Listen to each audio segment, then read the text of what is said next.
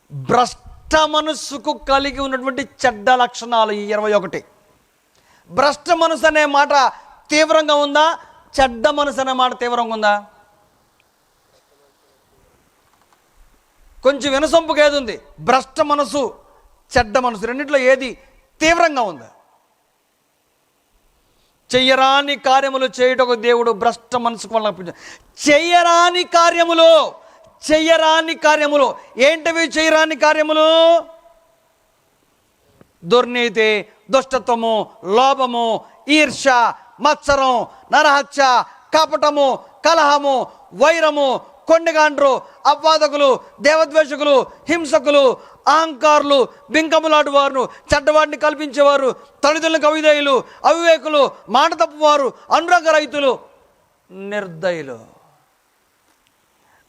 వీటిల్లో పెద్ద పాపం ఏది, చిన్న పాపం ఏది? కొంచెం మీరు బాగా తెలివిగల వాళ్ళు చెప్పండి. చింతలపాలెం వాళ్ళు బాగా జ్ఞానవంతులు నాకు తెలుసు. పెద్ద పాపం ఒకటి చెప్పండి, చిన్న పాపం ఒకటి చెప్పండి. ఇందులో ఎవరు మాట్లాడలేదు? బాగా పెద్ద పాపం, కఠినమైన మరణశిక్ష విధించేంత పెద్ద పాపం ఏది? కొడాలతో కొట్టి వదిలిపెట్టేటువంటి చిన్న పాపం ఏది?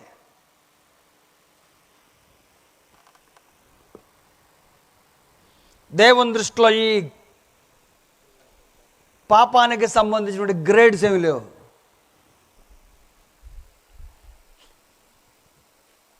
దేవుడు నరులను యథార్థవంతులుగా పుట్టించును అని రాయబడింది.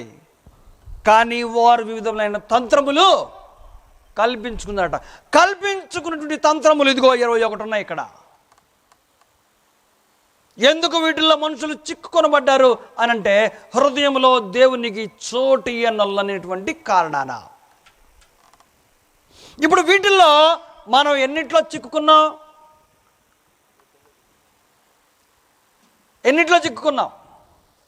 సరే, ఎన్నిట్లో చిక్కుకున్నా మనం తీవ్రంగా ఎంచేది ఏందో తెలుసా?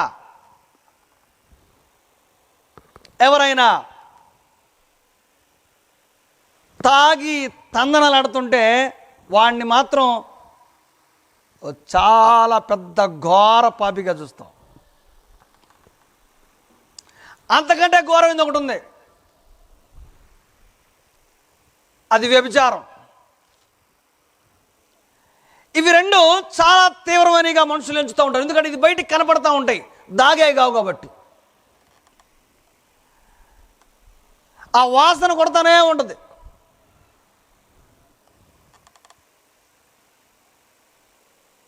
ప్రియమైన వారలారా, దేవుడు మనల్ని ప్రత్యేకపరిచింది, పరిశుద్ధపరిచింది చేయరాని కార్యముల నుంచి తప్పించటానికి. ఇప్పుడు ఇక్కడ జాబితా ఉంది కదా, ఈ 21 చెడ్డ లక్షణాల్లో మనం ఎక్కడెక్కడ చిక్కుకొనున్నామో ఎవరి మనస్సాక్షికి వాళ్ళకే తెలిసి ఉండాలి. మీలో ఎవరైనా సరే వీటిల్లో ఏ ఒక్కదానిలో చిక్కుకున్నా అది దేవుడి చేత నిర్ణయించబడ్డ చెయ్యరాని పాపముల జాబితాలో ఉన్నట్టే. అది వారు భ్రష్ట మనసుకు అప్పగించబడ్డప్పుడు మాత్రమే జరిగేది. ఎందుకు భ్రష్ట మనసు అని అంటే, ఒకవైపు దేవునితో ఉన్నామని ప్రయాణం చేస్తూనే ఇది మన జీవితాన్ని, మన పరిశుద్ధతను దహించేస్తున్నటువంటి చింత లేకపోవటం వలన.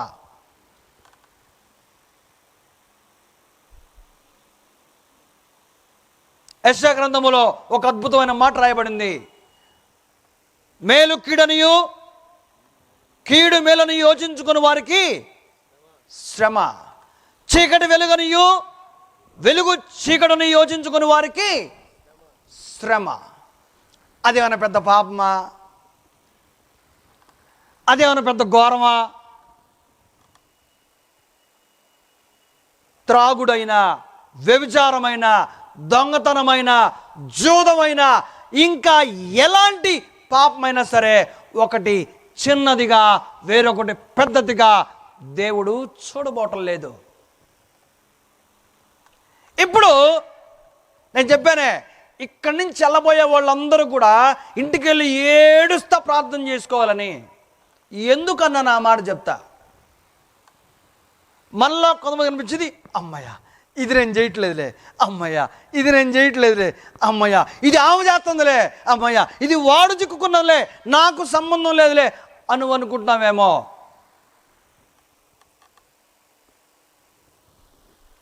యాకోబు 10:2-10 ఎవడైనను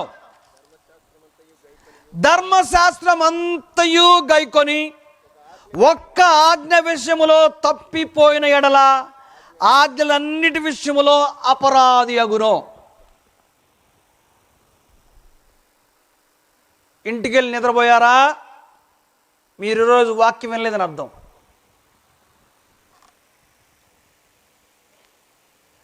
ఇది నాకు వర్తించదులే అని అనుకుంటున్నారా? ఈరోజు మీరు వాక్యం వినలేదని అర్థం.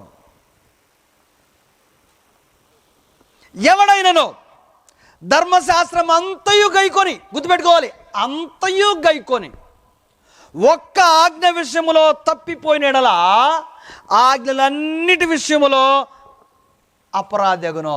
అన్నిటి యొక్క అవిధేయత శాపాన్ని, అవిధేయత శిక్షని దేవుడు ఒక్క ఆజ్ఞ విషయంలో నువ్వు తప్పిపోయినటువంటి కారణాన నీపై ఉగ్రతను కుమ్మరించబోతా ఉన్నాడు. ఒక్క విషయంలో తప్పిపోతే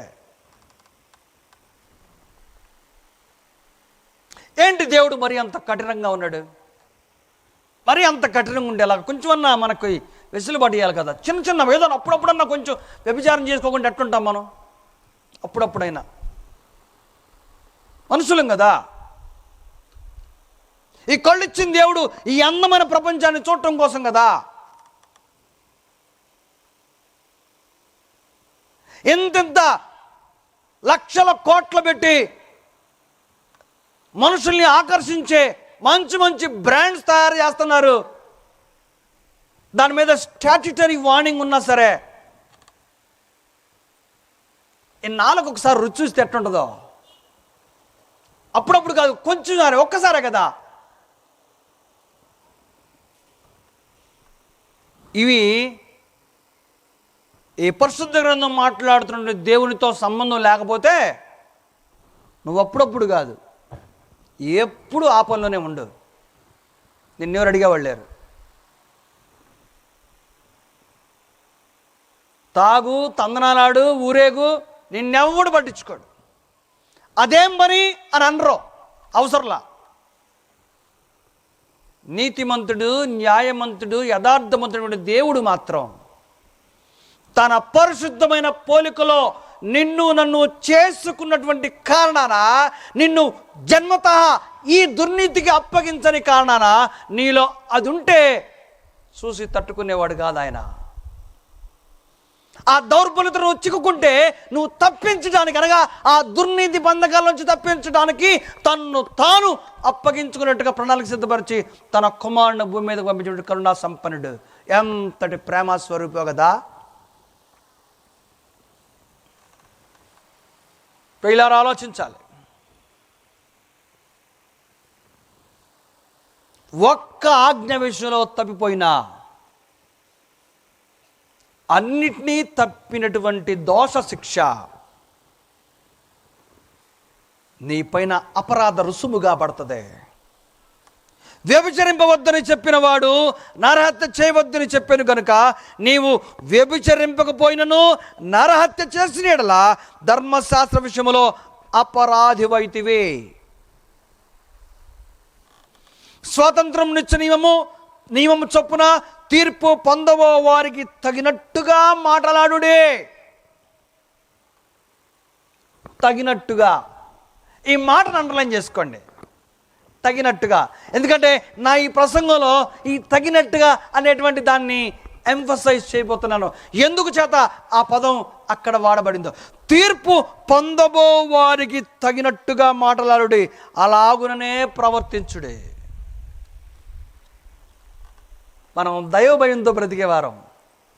ఈ జీవితం దేవుడిచ్చిందని నమ్ముతున్న వారం. ఒకరోజు ఈ జీవితాన్ని గురించి దేవునికి లెక్క అప్పగించవలసినటువంటి భయం గల వారం.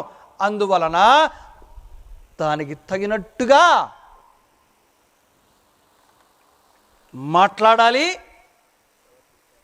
ప్రవర్తించాలి. అట్లాగుదాం దాని గురించి. వ్యభిచరింపవద్దని చెప్పినటువంటి దేవుడు నరహత్య కూడా చేయవద్దని చెప్పాడు. నరహత్య కూడా చేయవద్దని చెప్పినటువంటి దేవుడు నేనేం చేయవద్దు అంటున్నాడు? దుర్నీతి, దుష్టత్వము, లోభము, ఈర్ష్య, మత్సరం, నరహత్య, కలహము, కపటము వగైరా వగైరా వగైరా 21 చెడ్డ లక్షణాల జాబితా రోమిలికి రాసిన పత్రికలో రాసి వీటిల్లో దేనికి నువ్వు మనసు పెట్టద్దు. ఎందుకంటే అవి ఎవరికి ఉంటాయి తెలుసా? దుర్నీతి చేత మనుషులను అడ్డగించే వారికి.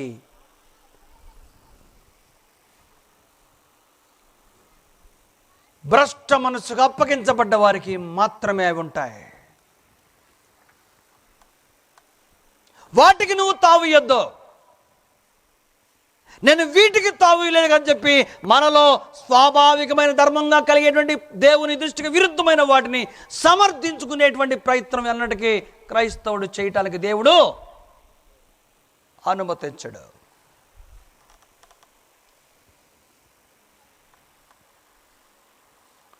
రోమిలికి రాసిన పత్రిక 8వ అధ్యాయము 12వ వచనం మనం చదివితే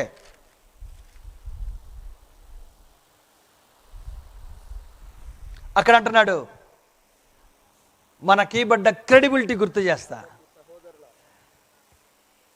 నా ప్రియ శ్రోతలారా ఆలోచించండి. మన కొరకు విలువైన ప్రాణం పెట్టినటువంటి ప్రభు అయిన క్రీస్తు యేసు మనల్ని ఏ రీతిగా చూడాలని కోరుకుంటున్నాడో పౌలు తన స్వస్థాలతో రాసినటువంటి మాటలు మనం దేని సంబంధంలో చెప్పాడు. 8:12 రోమిలికి రాసిన పత్రిక. కాబట్టి సహోదరులారా, శరీరానుసారంగా ప్రవర్తించుటకు మనము శరీరముకు రుణస్థులము కాము. శరీరానుసారముగా ప్రవర్తించుటకు మనము శరీరానికి రుణస్థులము కాదు. శరీరానికి రుణస్థులైన వారు 21 చెడ్డ లక్షణాల్లో ఏ ఒక్క దానిలో చిక్కుకున్నా సరే శాపగ్రస్తమైన జీవితాన్ని బ్రతుకుతారు. చాలా కష్టతరమైంది, కానీ అది నీ నుండి ప్రభు కోరుకుంటుంది, నా నుండి ప్రభు కోరుకుంటుంది. ఎలాగా విశ్వాసాన్ని కాపాడుకుంటావు? ఎలాగా ముందుకు సాగే ప్రయత్నం చేస్తావు? మీరు శరీరానుసారంగా ప్రవర్తించిన యెడల సావవలసిన వారయుందురు గాని ఎవరంట? శరీరానుసారంగా అంటే ఏంటి? ఇదిగో ఈ 21 చెడ్డ లక్షణాల్లో, లేకుంటే దొంగతనమో, లేకుంటే వ్యభిచారమో, లేకుంటే మత్తు పానీయాలో, మరేదో మరేదో మరేదో, లేకుంటే జూదమో, వీటిలో దేనిలో చిక్కున్నా సరే అంటున్నాడు, మనము శరీరానుసారంగా ప్రవర్తించడం కొరకు కాదు ప్రభువుని ఎన్నుకుంది, ఆత్మానుసారంగా ప్రభువుని వెంబడించడానికి. ఒకవేళ శరీరానుసారంగా ప్రవర్తించడలా చావలసిన ఎందురు కానీ ఆత్మచేత శరీర క్రియలను చంపిన ఎడలా జీవించదం.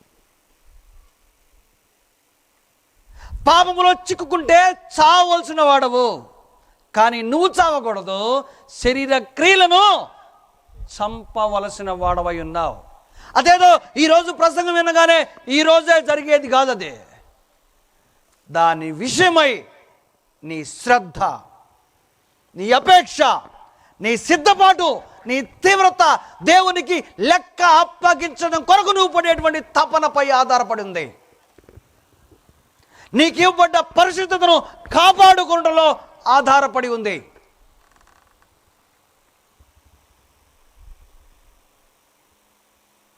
మనం చిన్నదాన్ని ఒక రకంగా, పెద్దదాన్ని ఒక రకంగా ఎంచుతూ ఉంటాం. దేవుని దృష్టిలో అలాంటి జాబితా లేదు. పాపమునకు ఒకటే శిక్ష, మరణ శిక్ష. శరీరానుసారంగా నువ్వు బతుకుతూ ఉంటే నువ్వు, నీతో పాటు ఆ పాపానికి తగిన శిక్ష పడుతుంది. ఆత్మానుసారంగా బ్రతికితే నువ్వు నీలో ఉన్నటువంటి ఆ పాపానికి స్వయంగా శిక్ష వేసేటువంటి అవకాశం, దాన్నే చంపేటువంటి కృప క్రీస్తు రక్తము చేత అనుగ్రహించబడతా ఉంది. అయితే అదేమన్నా పెద్ద పాపమా అనుకునేటువంటి సంస్కృతిలో బతుకుతున్నాం కదా మనం. ఈ ఆత్మ సంబంధమైనటువంటి దైవ నియమం ఎలాంటిదో మీకు ఒక చిన్న మాటను గుర్తు చేస్తాను. చాలామంది అనుకుంటూ ఉంటారు పాపం అనగానే స్వయంగా మనకు మనమే వెళ్ళి పాలు పంపులు పొందేది అని.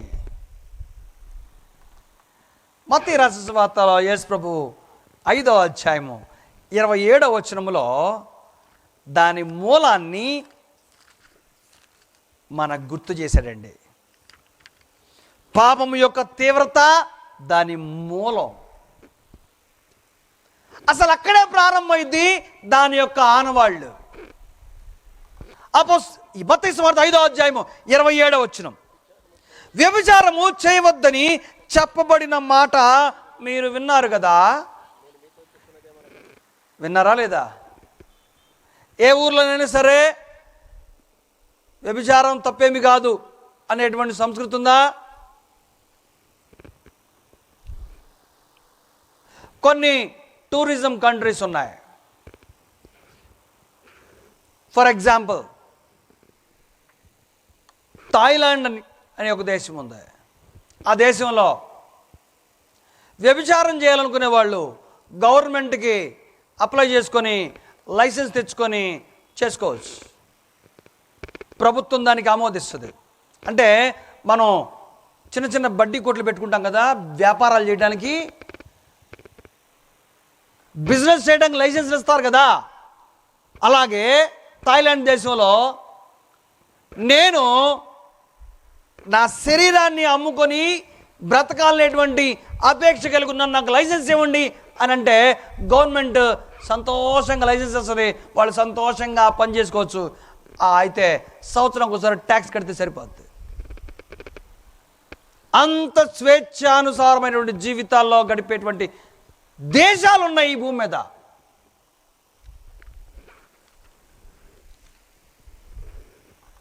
అక్కడ దైవ నియమం పట్టదు.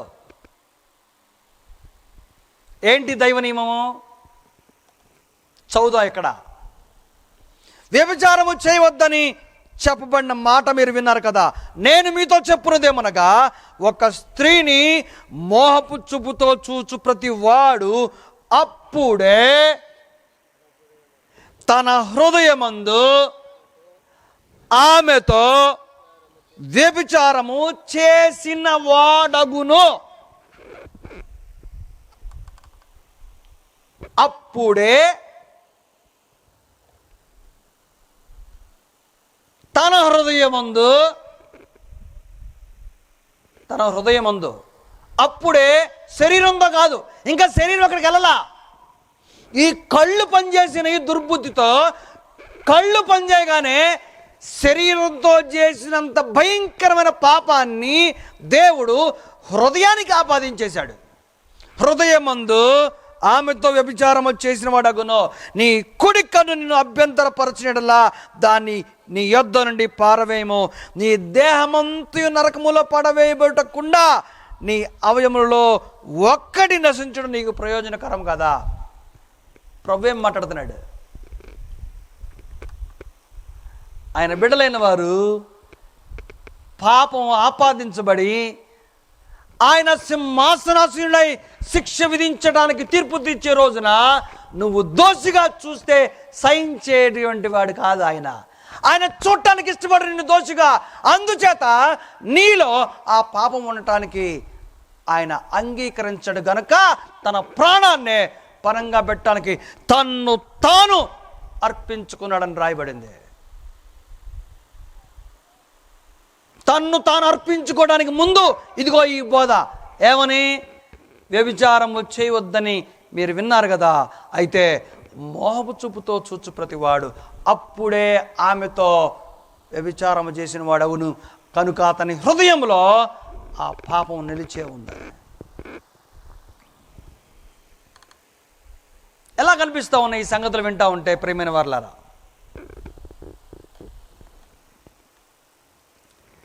నీ కుడి కన్ను అభ్యంతరపరిస్తే దాన్ని తీసేయి, నీ కుడి చేయి అభ్యంతరపరిస్తే దాన్ని తీసేయి. ఎందుచేత తెలుసా? నువ్వు నీ పుట్టుకతో అలాగలేవు. మీకు అందరికీ తెలుసు, క్యాన్సర్ అది వ్యాధి వచ్చింది అనుకోండి, ఏం చేస్తున్నారు ట్రీట్మెంట్లో? క్యాన్సర్ వ్యాధి. లేకుంటే షుగర్ ఉన్న వాళ్ళకి ఈ కాళ్ళ అడుకాళ్ళలో ఆనలు వచ్చినాయి, అది పాకుతా పాకుతా పైకి వెళ్తుంది.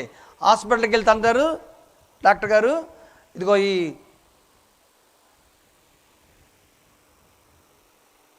ఏమంటారు దీన్ని,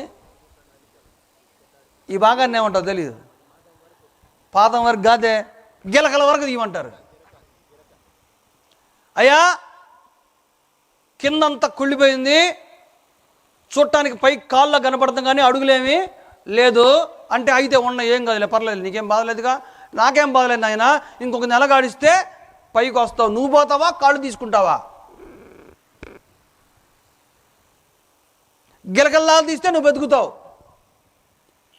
కాదు అది ఉంచుకుంటానంటే నువ్వు పోతావు. ఎన్ని లక్షల మంది ఉన్నారు గిలకల్లాగా తీసిన వాళ్ళు, మోకాళ్ళలాగా తీసుకున్న వాళ్ళు.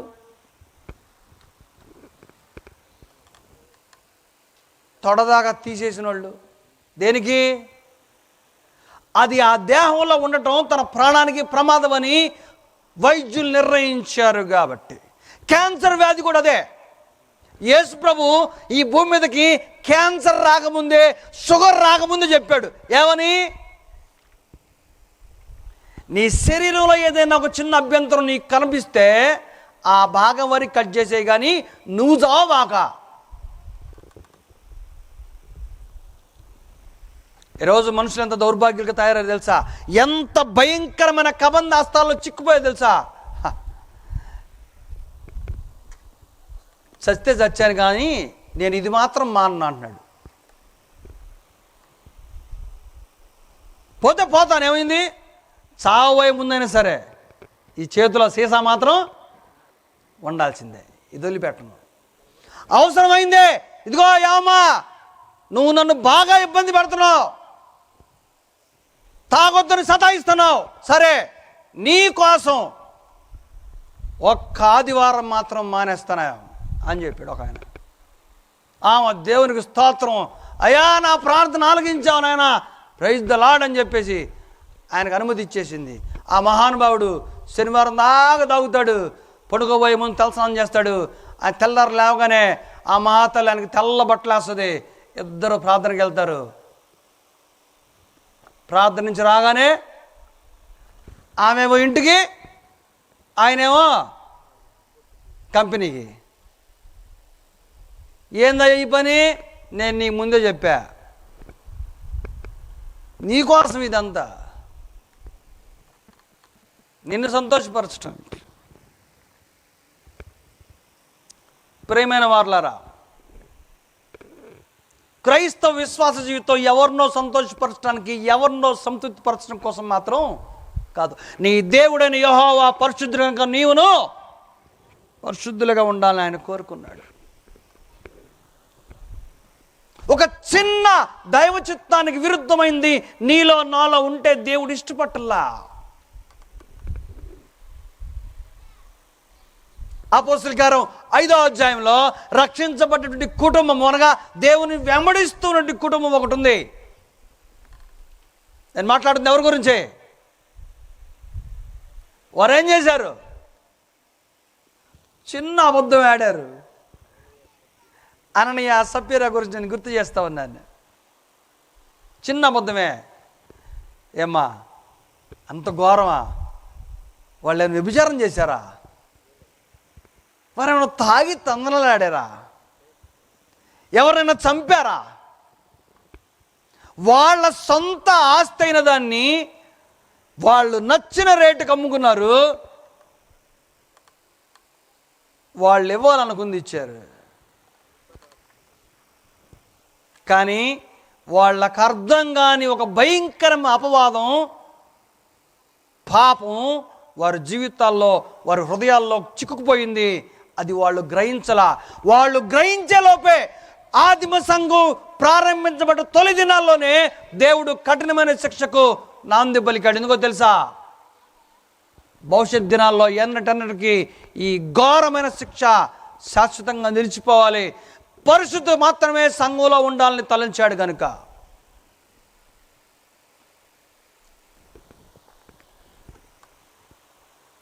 ఈరోజు కుటుంబాల్లో అది పెద్ద పాపం కాదు, ఇది పెద్ద పాపం కాదు, అది చిన్న పాపం, ఇది చిన్న పాపం అనుకుంటా అటు విశ్వాస సంబంధమైన జీవితాల్లో గడుపుతూ లోక సంబంధమైన భోగేచ్ఛల్లో ఊగిసలాడుతూ ఉన్నటువంటి జనాంగం ఈ భూమి అంతా వ్యాపించి ఉంది.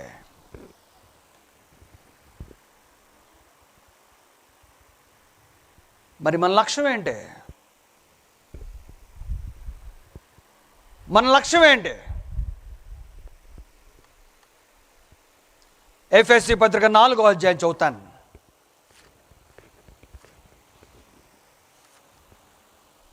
ఎఫెసీ పత్రిక 4వ అధ్యాయంలో ఇలాగ రాయబడింది 1వ వచనం. కాబట్టి మీరు సమాధానమైన బంధము చేత ఆత్మ కలిగించు ఐక్యతను కాపాడుకుంటూ శ్రద్ధ కలిగిన వారై ప్రేమతో ఒకరినొకడు సహించుచు మీరు పిలువబడిన పిలుపునకు తగినట్లుగా ఏంటంట? పిలువబడిన పిలుపుకు తగినట్లుగా దీర్ఘశాంతముతో కూడిన సంపూర్ణ వినయముతోనూ సాత్వికముతోనూ నడుచుకొనవలని ప్రభుని బట్టి ఖైదీన నేను మిమ్మల్ని బతిమాలుకొనుచున్నాను. పిలువబడిన పిలుపుకు తగినట్లుగా బ్రతకాలంట. రక్షించబడ్డ వారికి తగినట్లుగా బ్రతకాలని పౌలు ఎఫెసీ సంఘాన్ని సూచిస్తూ ఉన్నాడు. రోమపత్రిక 16వ అధ్యాయం 1వ వచనంలో పరిశుద్ధులకు తగినట్లుగా బ్రతకమని చెప్తున్నాడు. పిలువబడ్డ పిలుపుకు తగినట్లుగా, పరిశుద్ధులకు తగినట్లుగా. మొదటి దశలోపత్రిక 3వ అధ్యాయం 10వ వచనంలో దేవునికి తగినట్టుగా, తగినట్టుగా, తగినట్టుగా. ఈ తగినట్టుగా మనం బ్రతకలేకపోతే ఘోరమైనటువంటి శిక్ష మనపై ఆవరించబడబోతా ఉంది. తగినట్లుగా మనం చదివాం యాకోబు 2:10లో దేనికో తగినట్లుగానే ఉంది కదా. అక్కడ ఏంటది? 12వ వచనం, స్వాతంత్రం నిచ్చు నియమము చొప్పున తీర్పు పొందవో వారికి తగినట్టుగా, పరిశుద్ధులకు తగినట్టుగా, దేవునికి తగినట్టుగా, సువార్తకు తగినట్టుగా మనం నడుచుకోవాల్సిన వారమై ఉన్నాం. అంటే ఎలాగా? పరిశుద్ధులమును నిర్దోషములకు జగత్తు పునాది వేయబడకమును ప్రేమ చేత మనల్ని ఎందుకు పిలిచారని చెప్పాడో, ఈ లోకానికి మనల్ని వెలుగుగాను ఉప్పుగాను చేయటానికి ప్రతిష్ఠించబడ్డ ప్రత్యేకించబడ్డ జనాంగం ఎలాగుంటారో లోకానికి చాటి చెప్పడానికి దేవుడు ఎంతటి మహోన్నతుడో చూపించడం కొరకు మనల్ని ప్రత్యేకపరిచాడు, పరిశుద్ధపరిచాడు. అది మనకు అర్థం కావట్లా. మన దృష్టికి ఇది హేళన అయిపోయింది, ఆట అయిపోయింది. సమస్తమైన దుర్నీతి నుండి మనల్ని విమోచించి సత్క్రియలందు ఆసక్తి గల ప్రజల కోసము పవిత్రపరుచుకొని తను అప్పగించుకున్నాయంట. సత్క్రియలందు ఆసక్తి కలిగిన వారిగా మనం ఉండాలి, కానీ దుష్క్రియలందు ఆసక్తి కలిగిన వారిగా, పాపపు వెలుగులో బ్రతికేటువంటి వారిగా, ఆ ఆనంద డోలికల్లో ఊగేటువంటి జనాంగంగా మనము ఉండటానికి దేవుడు అంగీకరించడు. సువార్తకు తగినట్టుగా బ్రతకాలి, పిలువబడ్డ పిలుపు తగినట్టుగా బ్రతకాలి, పరిశుద్ధులకు తగినట్టుగా బ్రతకాలి, దేవునికి తగినట్టుగా బ్రతకాలి. అప్పుడు మాత్రమే మన రక్షణకు విలువ, మనం నమ్మినటువంటి దేవునికి మన వలన ఘనత, మహిమ, ప్రభావాలు.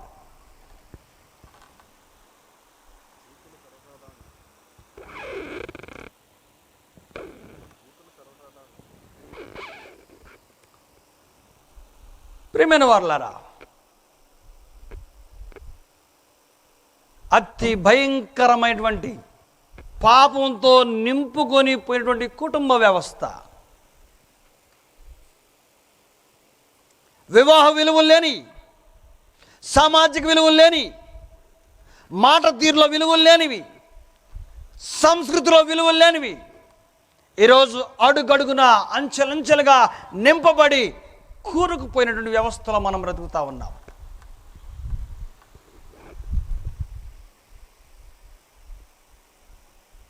సాధారణంగా మనుషులు మాట్లాడుకునేటువంటి మాట తీరులోనే చెడ్డ చెడ్డ మాటలు పలుకునేటువంటి మనుషులు ఈరోజు ఉన్నారు. కడుపును పుట్టిన బిడ్డల్ని సరదాగా యారాలావాలతో పిలిచేటువంటి తల్లిదండ్రులు ఉన్నారు ఈరోజు. అది వాళ్ళకు తప్పే కాదు. నోరు తెరిస్తే రకారాలే. నువ్వు అడిగావనుకో నోరు జారానులే అంటావు.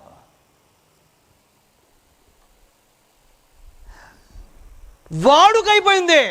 పాపం వాడుక, దుర్నీతి వాడుక, జోదం వాడుక, వ్యభిచారం వాడుక అన్ని సంస్కృతిలో కలిసిపోయినాయి. పోకిరి మాటలు ఎన్నో సరసోక్తులను వాడటానికి దేవుడు ఏమాత్రం అనుమతి ఇవ్వలా. ఈ నోరు అదుపులో ఉంచుకోవడం దేవుని దృష్టికి మిక్కిలి అనుకూలమైందే. కానీ దాన్ని కూడా మనం నిర్లక్ష్యం చేస్తూ వస్తున్నాము. కొలస్సీ పత్రిక 3:5 అంటున్నాడు, కావున భూమి మీదనున్న మీ అవయములకు అనగా జారత్వమును, అపవిత్రతను, కామాతురతను, దురాశను, విగ్రహారాధన అయిన ధనాపేక్షను చంపివేయుడే. 8వ ఇప్పుడైతే మీరు కోపము, ఆగ్రహము, దుష్టత్వము, దూషణ, మీ నోట బూతులు అను వీటన్నిటినీ విసర్జించుడి. వాటిని చేయనుకోండి, వాటిని దూరం పెట్టండి, అవి అసహించుకోండి. మనకు అవి ఇష్టం అయిపోయినాయి. ముగించేస్తా ఉన్నాను. దానికి ముందు ఇట్టి విధమైన దోషభరితమైన జీవితాన్ని మనం గడుపుతూ ఉంటే దాని కాన్సిక్వెన్సెస్ మనకు తప్పకుండా తెలియాలి. దాని పర్యవసానాలు తెలియాలి. అవి చెప్పి ముగించేస్తాను.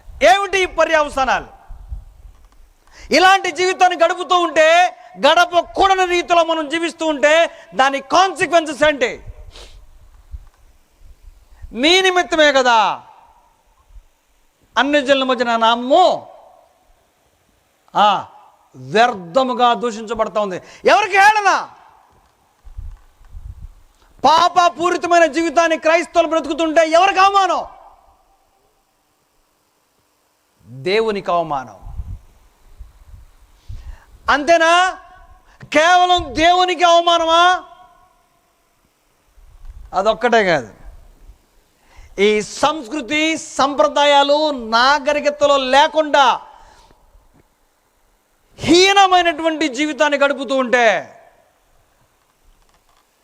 ఈ మనుషులు మారరని ఎందుకు పెట్టారో తెలియదు. ఊరికి ఆ చివర ఒక పల్లె ఉంటుంది, ఊరికి ఈ చివర ఒక పల్లె ఉంటుంది. ఊరు మధ్యలో మాత్రం ఉండదు. నా చిన్నతనంలో నేను అప్పుడు 8th 9th చదువుతూ ఉన్నాను. నా మిత్రుడు ఒకడు ఉన్నాడు, వాడి పేరు లోకయ్య. మేమిద్దరం మాట్లాడుకుంటూ ఉంటే ఆ సమయంలో పెద్ద తుఫాను వచ్చింది. అప్పుడు ఒరే లోకయ్య, ఈ చుట్టుపక్కల ఊళ్ళన్నీ మునిగిపోయినాయి, మన ఊరు చిలకలూరుపేట మునగలేదు, ఎందుకని అంటామని అడిగా. వాడు సమాధానం చెప్పలా. అప్పుడు నేనే సమాధానం చెప్పాను. నా దగ్గర సమాధానం ఉంది. ఏంటంటే, ఇదిగో ఈ ఊరికి ఈ చివరేమో తూర్పు మాలపల్లి ఉంది, ఎటు తూర్పున తూర్పు మాలపల్లి ఉందట, దక్షిణానేమో ఆది ఆంధ్ర కాలనీ ఉంది, ఉత్తరానేమో నెహ్రూ నగర్ ఉంది, పడమటేమో ఇంకొక కాలనీ ఉంది. 4 పల్లెలు చూసావా? 4 చోట్ల చర్చిలు ఉన్నాయి. ఈ 4 చర్చిలు ఉండటం వల్లనే ఈ ఊరు కాపాడబడుతుందిరా, దేవునికి స్తోత్రం అన్నా నేను. అప్పుడు వాడు పెద్దగానే విన్నాడు, ఎంత పిచ్చోడిరా నువ్వు అన్నాడు. నేను 9వ రోజుల్లో నవ్వుతావేంద్రంటే, ఈ 4 ఊరి మధ్యలోంచి బయటికి తరివేసిన పల్లెలు రా, అంతేగాని కాపాడటం కోసం పెట్టుకునేవి కావు అన్నాడు. నిజంగానే ఒకప్పుడు ఊరి మధ్యలో ఉన్నాయా. సామాజికమైనటువంటి నాగరికత లోపిస్తే కొన్ని పల్లెలు చివర్లకు వెళ్ళిపోయినాయి. ఈ చిత్రం ఏంటో తెలుసా? దేవుని వాక్యం మొదట అక్కడికి చేరింది. ఆ గ్రామాలకు, ఆ పల్లెలకు దేవుని యొక్క వాక్యం చేరింది. దేవుని వాక్యం చేరినటువంటి అర్థం ఏంటో తెలుసా? ఈ భూమి మీద అందరికంటే విలువైన శ్రేష్టమైన జీవితాన్ని జీవించడం కొరకు నీ జీవితాన్ని వెలిగించేది. ఎప్పుడు తెలుసుకున్నారు యేసు ప్రభునంటే? మా తాతల ముత్తల కాలం నుంచి మేము చర్చిలకు వెళ్తున్నాం అనేవాళ్ళే ఉన్నారు. కానీ పరిశుద్ధత, నీతి, భక్తి మాత్రం మన కుటుంబాల్లో కనపడకపోవడం ఎంత బాధాకరమైంది. కాన్సిక్వెన్సెస్ చెప్తున్నాను. దేవునికి హేళన. రెండవది, వ్యక్తిత్వ సమూహ హననం జరుగుతూ ఉంది. ఓహో వీళ్ళ అని సమాజం అంతా హేళనగా చూస్తూ ఉన్నా, ఈ గ్రంథాన్ని అనుసరిస్తున్న వారుగా విలువైనటువంటి సంస్కృతి సాంప్రదాయాల్లోకి ఇంకా రాలేకపోవటం ఎంత దౌర్భాగ్యం అంటారు. ఈ లోకానికి మనం ఉప్పుగా ఉండాలి, ఇది అనుసరిస్తే. వెలుగుగా ఉండాలి, క్రీస్తుని వెంబడిస్తే. అత్యంత 3వ పెను ప్రమాదం తెలుసా? ఈ 21 చెడ్డ లక్షణాల్లో సంస్కృతిలో భాగమైపోతే, లేకుంటే తాగుడు కానీ, వ్యభిచారం కానీ, జూదం కానీ, ఏ భయంకరమైన పాపమైనా సరే, ఏ కుటుంబంలోనైనా, ఏ పల్లెలోనైనా, ఏ సంఘంలోనైనా, ఏ గ్రామంలోనైనా రాజ్యం వెళ్తూ ఉంటే జరిగే అత్యంత హీనమైన ఘోరమైనటువంటి దుష్ఫలితం ఆ తర్వాత తరం మీద ఆ ప్రభావం పట్టం. ఆ తర్వాత తరం ఆ ప్రభావం పట్టం. మీరు కావాలంటే చూసుకోండి. కొన్ని కుటుంబాల్లో తాత తాగుపోతే, తండ్రి తాగుపోతే, మనడు తాగిపోతే. ఈ ఊర్లో అలాంటి వాళ్ళు లేరనుకుంటాను నేను. మాకు తెలిసిన గ్రామాల్లో అలాంటి వాళ్ళు ఉన్నారు. వంశపారంపర్యంగా తాగుబోతున్నటువంటి కుటుంబాలు ఉన్నాయి. నేను వాటికి ప్రత్యక్ష సాక్షిని. వంశపారంపర్యంగా వ్యభిచారం చేస్తున్నటువంటి కుటుంబాలు ఉన్నాయి. నేను వాటి గురించి ప్రత్యేకంగా చూస్తూ, వాటి గురించి బాధపడుతూ ప్రార్థన చేస్తున్నటువంటి కుటుంబాలు ఉన్నాయి. వంశపారంపర్యంగా కుటుంబాలు సక్రమంగా నిలబడకుండా బిడ్డల జీవితాల్ని నిరాశ్రయులుగా వదిలిపెట్టేటువంటి కుటుంబాలు ఉన్నాయి. దేని అనుసరిస్తూ? మీ దేవుడు ఎవరంటే ఈయన పేరు తప్పితే 2 పేరు చెప్పడానికి మనసు రాదు. అమ్మమ్మ మా తాతల కాళ్ళ నుంచి ఆయనే, ఈ పనులే. 3 భయంకరమైన పెను విపత్తులు పొంచి ఉన్నాయి. ప్రియులారా, ఆలోచించాలి. దేవునికి మన వల్ల అవమానం కలుగుతుంది. అలాగే వ్యక్తిత్వ సమూహ హననం జరుగుతుంది. 3వది, తదుపరి తరాల పైన ఈ దుష్ఫలితాలు చిమ్ముతా ఉన్నాయి. నెక్స్ట్ జనరేషన్ పాడైపోతుంది. క్రైస్తవ బిడ్డలుగా, క్రైస్తవ కుటుంబాలుగా, యేసుని వెంబడిస్తున్న వారిగా, సత్క్రియలందు ఆసక్తి గల వారిగా, పిలువబడ్డ వారిగా దేవుడు మన నుండి కోరుకుంటుంది చాలా ప్రత్యేకమైంది. ఆ క్రియలందు ఆసక్తి కలిగి ఉన్నటువంటి మనలను తన సొత్తుగా చేసుకోవడం కొరకు ఆయన తన్ను తాను అర్పించుకున్నాడు. మనకది గుర్తు రావట్లా. ఒకవేళ గుర్తొస్తే ఆదివారం రోజు మాత్రమే, అది తెల్లబట్టలు వేసుకునే రోజు కాబట్టి. మనపై క్రీస్తు రక్తం ప్రోక్షించబడింది. నీతి యథార్థమైన భక్తికి కలిగిన వారయుండి పిలువబడ్డ పిలుగు తగినట్టుగా బ్రతుకుదాం. దేవునికి తగినట్టుగా బ్రతుకుదాం. పరిశుద్ధులకు తగినట్టుగా బ్రతుకుదాం. సువార్తకు తగినట్టుగా బ్రతుకుదాం. అలా బ్రతకడానికి సంసిద్ధతను తెలియపరుద్దాం. ఎందుకంటే మన కొరకు అర్పించబడింది ఒక ప్రాణం. మన కొరకు చిందించబడింది ఒక నిరపరాధి యొక్క రక్తం. మనల్ని ప్రత్యేకపరిచినటువంటి కారణం సత్క్రియలందు ఆసక్తి కలిగిన వారిగా బ్రతకడం, అంతేగాని దుష్క్రియలందు అపేక్ష గల వారిగా ఉండటం కోసం కాదు. 21 చెడ్డ లక్షణాల్లో ఏ ఒక్క లక్షణం మనలో ఉన్నా సరే దానిని పునాదులతో పీకేసేద్దాం. దేవుని యొక్క వాక్యాన్ని ఆశ్రయిద్దాం. దేవునికి అయిష్టమైనది ఏది నా జీవితంలో ఉండడానికి నాకు ఇష్టం లేదనేటువంటి తీర్మానంతో బ్రతుకుతూ పరిశుద్ధతను, నీతిని మన కుటుంబాల్లో చాటుదాం. దేవుని కృప, మహదైశ్వర్యము ప్రభువు రాకడ పర్యంతము మనకు తోడై ఉండి నడిపించునుగాక.